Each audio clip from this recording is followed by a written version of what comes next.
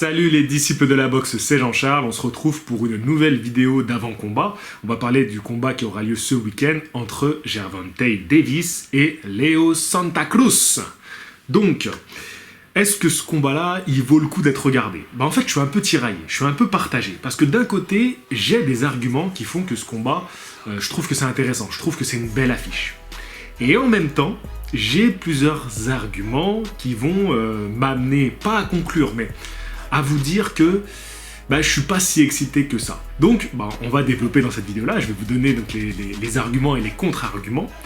Et en même temps, dans la même nuit, aussi aux États-Unis, on aura un autre combat. Donc celui-là se passe à San Antonio et l'autre va se passer à Las Vegas. Et on a l'arrivée de Naoya Inoue, le super champion, vous savez, qui est dans la même catégorie que notre champion du monde français Nordine Oubaali, le super champion japonais Naoya Inoue, qui est un super crack de la boxe, qui a lui 2 ceintures de champion du monde. Et lui va faire donc son arrivée à Las Vegas. Il a déjà combattu aux États-Unis par le passé. Il n'est pas beaucoup sorti du Japon, mais ça, c'est les boxeurs japonais. Les boxeurs japonais boxent beaucoup chez eux. Tu me diras, c'est la même chose pour les Américains. Mais c'est vrai que c'est très particulier aux Japonais. Surtout que lui, il vient de catégorie où il y a un monde fou au Japon, et de toute façon, ils ont les moyens de faire venir des étrangers. Donc, d'ailleurs, quand Nordine avait boxé en sous-carte de Naoya Inoue, c'était au Japon. Il a déjà boxé en Angleterre, dans le cadre du tournoi Mohamed Ali. Et du coup, là, il va faire son arrivée à Vegas. Donc c'est son 3e combat hors de son pays. Est-ce que c'est un problème pour Inoue? Absolument pas. Inoue, c'est une superstar et tu peux le mettre dans n'importe quel ring, n'importe où dans le monde. Il sera comme chez lui. Sur ce point-là, j'en doute pas. Alors, comment on tranche entre ces deux combats? Parce que, encore, le combat entre Derek Chisora et Alexander Usyk aura lieu en début de soirée, parce que comme ce sera en Angleterre, ce sera quasiment nos horaires à nous. Donc on pourra regarder cette réunion-là, et ensuite, il va falloir faire une nuit blanche, et vers 3h du matin, il faudra se décider quelle soirée on regarde. Je ne vais pas vous parler forcément des sous-cartes, libre à vous d'aller voir si ça vous intéresse. Moi, je parle vraiment des têtes d'affiche. On va revenir à Gervonta Davis contre Leo Santa Cruz, parce qu'en réalité, je voulais faire cette vidéo spécialement sur ce combat-là. Voilà, je vous ai parlé un petit peu de Naoya Inoue, j'en reparlerai un peu en fin de vidéo, mais j'avais même pas forcément prévu de faire une vidéo consacrée à ce combat-là. Donc j'en profite pour en parler dans cette vidéo. Alors, on va avoir une opposition donc entre Gervonta Davis. Est-ce que j'ai encore besoin de vous le présenter? Gervonta Davis, aujourd'hui champion du monde WBA World des poids légers, qui a 25 ans, il est tout jeune et pourtant il a déjà un très beau palmarès avec 23 victoires, 22 remportées par KO. Et c'est vraiment devenu une petite star à partir du moment où Floyd Mayweather Jr. l'a pris sous son aile.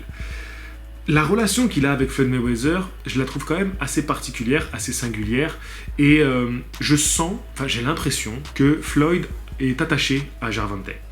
Je te dis ça parce que c'est ce que je vois dans les vidéos, on le voit à la salle d'entraînement, comment Floyd le présente, comment Floyd il est vraiment à fond quand il boxe et quand il est au bord du ring, comment il est impliqué quand il le regarde en entraînement. En fait, il le regarde vraiment avec des yeux qui brillent. Vraiment, il est à fond, il prend plaisir. Alors même si c'est un peu la personnalité de Floyd, qui est un peu comme ça, très extravagante, en fait, Floyd, il aime avoir la lumière sur lui. Aussi, ça, il faut le prendre en compte. Mais quand même, il y a des choses qui ne trompent pas. Et j'ai l'impression qu'il y a un vrai affect avec Gervonta Davis. Est-ce que leur relation, elle est si belle que ça? Je sais pas. Je pense que Gervonta, il n'est pas si facile à cadrer. D'ailleurs, on peut voir qu'il prend beaucoup de poids hors des compétitions. Ça, c'est vraiment un reproche que je lui fais. Je pouvais aussi lui faire comme reproche de un peu trop fréquenter Adrian Broner. Mais j'ai l'impression que depuis quelques temps, il a un peu pris en maturité. Il s'est un peu détaché de lui. Est-ce qu'il y a des choses qui se sont réglées en interne ou bon, on a bien que compris que Adrian Broner, de toute façon lui c'était terminé, son temps était passé et que maintenant il fallait qu'il laisse un petit peu aussi Gervonta parce qu'il avait ses plus belles années à préparer. C'est possible, c'est que des suppositions, voilà, des idées que j'ai, mais en tout cas, s'il peut faire un peu le ménage à ce niveau-là et que garder le côté très pro de Floyd Mayweather, et de s'écarter du côté... parce que Mayweather, il n'est pas devenu l'image que tu as aujourd'hui du jour au lendemain. Il y a eu tout un parcours. Et il faudrait qu'il laisse à Davis le temps de faire ce parcours-là. Pour pas le cramer et pour pas qu'il prenne que le modèle de Floyd de hyper trash talk, money man, tu vois. Parce qu'il y a plein d'étapes qui ont été faites avant d'arriver à ce niveau-là, qui fait aussi partie du personnage de Mayweather. Et il faudrait pas cramer Davis parce que Davis il a un potentiel extraordinaire et enfin bon, ça c'est plus à prouver en fait, Davis il est déjà installé. Mais va-t-il rentrer dans la cour des très grands? Parce qu'aujourd'hui on peut pas vraiment dire si Davis, dans 40 ans on va encore parler de lui. Tu vois, dans notre génération, tu peux citer 30 noms qui sont superbes, mais qui va rester dans 30-40 ans? Là la question elle se pose. Bref, j'ai fini avec Davis, vous le connaissez, voilà, on va pas passer trop de temps sur lui. Leo Santa Cruz, je pense que vous n'êtes pas forcément hyper au courant de qui c'est. Alors, c'est vrai qu'il vient de catégorie inférieure. Aussi comme Davis, mais lui, vraiment des catégories inférieures. Et il va monter pour ce combat-là. D'ailleurs, il a la catégorie des poids juste en dessous, il a la catégorie. Il a la ceinture WBA des super plumes. Et il va avoir cette ceinture pendant le combat. Alors ça, c'est un truc que je ne comprends pas. Plusieurs fois, je vous ai parlé de ce combat-là, et je vous dis que je comprends pas pourquoi on va avoir un combat avec 2 titres en jeu de 2 catégories différentes. Moi, je trouve ça aberrant, je trouve ça pas normal du tout. Ça m'emmerde, parce qu'on fait des KT, on fait des ceintures. On a plein de KT. On a 4 ceintures par catégorie. Il y en a plus, mais 4 ceintures par catégorie. Il y a des sous-ceintures de ces ceintures. Et en plus, maintenant, les boxeurs vont pouvoir conserver les ceintures et boxer dans une autre catégorie. Quoi? Qu'est-ce qui se passe? Qu'est-ce qu'on fait?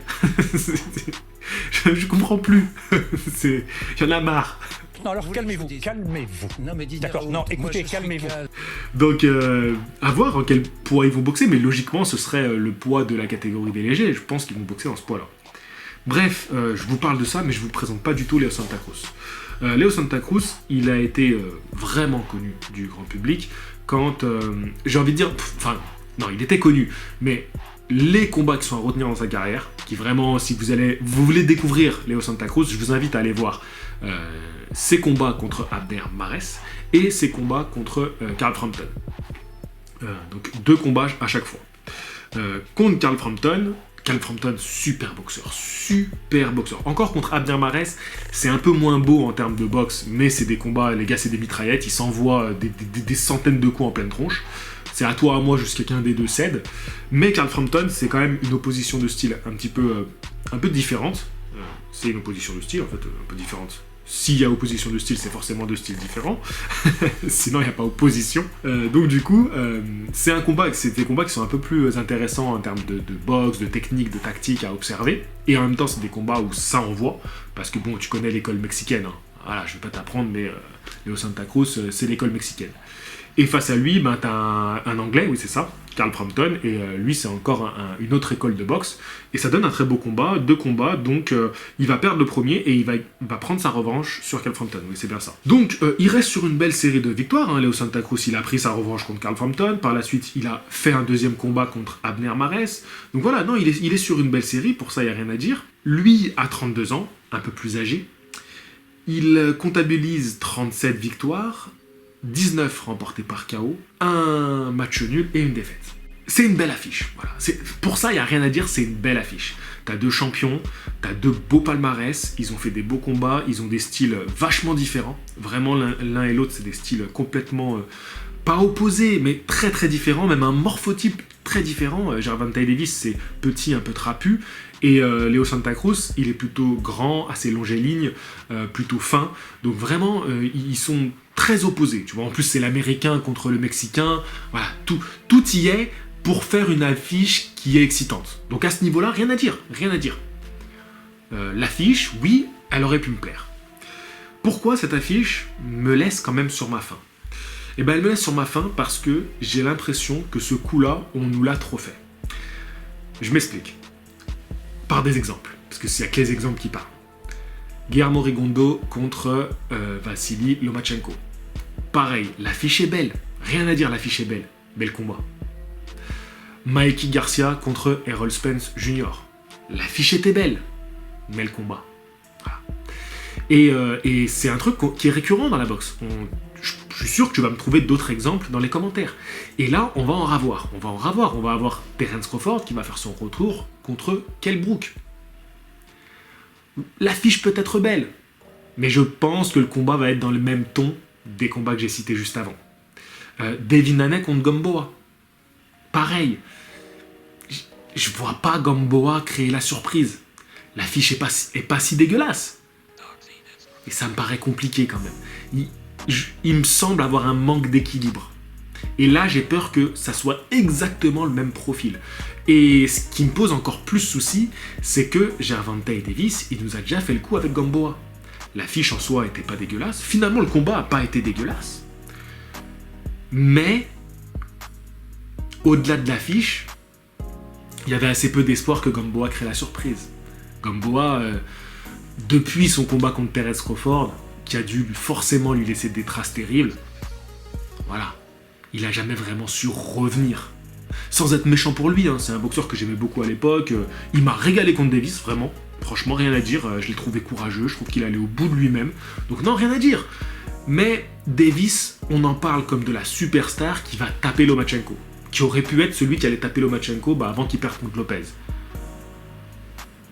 J'attends beaucoup de lui, voilà, c'est dans ce sens-là que je veux te le dire. J'attends beaucoup de lui. Et vu qu'il nous a déjà fait le coup à son dernier combat contre Gamboa, là, j'ai l'impression qu'ils nous refont la même sauce. J'aurais préféré qu'ils prennent un petit nom dans la KT, des légers. Tu vois, qu'il aille se mouiller un petit peu. Est-ce que Santa Cruz a des chances de gagner? Il a l'expérience. Il a les qualités techniques. Il a le mental. Ce qui va être dur, encore une fois, c'est le physique. Un peu comme ce qui a pêché avec Loma. Sauf que là, je pense qu'on peut avoir un chaos assez terrible. Assez terrible que Gervonta Davis va mettre à Leo Santa Cruz. Je pense qu'on va aller plutôt vers ce scénario-là. Ça peut être des très beaux rounds, surtout avec la vitesse de bras d'Aleo Santa Cruz. Voilà, ça peut donner des rounds assez explosifs. Voilà, on peut avoir des éclairs de belle boxe pendant ce combat-là, mais l'issue me semble courue d'avance, tu vois. Voilà, donc, est-ce qu'il faut plutôt aller du côté de Naoya Inoue? J'arrive pas à vous dire trancher pour tel ou tel combat. Je pense que finalement, il peut peut-être avoir un petit peu plus de spectacle du côté de cette affiche-là, entre entre Santa Cruz et Davis. Mais s'il y a un boxeur à aller voir, je pense que c'est quand même Inoue. Tu me diras, Inoue, est-ce que son adversaire va pouvoir lui donner la réplique, ou est-ce qu'on va avoir une victoire expéditive de Inoue? C'est possible. Avec un peu de chance, on va pouvoir passer à la deuxième soirée sans problème. Parce que si Inoue règle le combat en un round, attention, il ne faut jamais vendre la peau de l'ours avant de l'avoir mis KO. Donc, son adversaire peut sortir un grand combat. Hein. On avait vu Donner qui avait sorti un très gros combat contre Inoue. Mais je vous avouerai que là, rapidement, je suis quand même allé un petit peu voir ce que ça donnait en boxe. C'est un bon boxeur, l'Australien Maloney, hein, je crois que c'est ça. D'ailleurs, il n'a qu'une défaite à son actif. Bon, c'est contre un adversaire que Inoue a envoyé dans les étoiles en 2 rounds. Voilà, Emmanuel Rodriguez. Mais c'est un bon boxeur, franchement, il a une belle palette de boxe. Franchement, il est bien sur ses jambes, belles esquives. Non, il est très bien.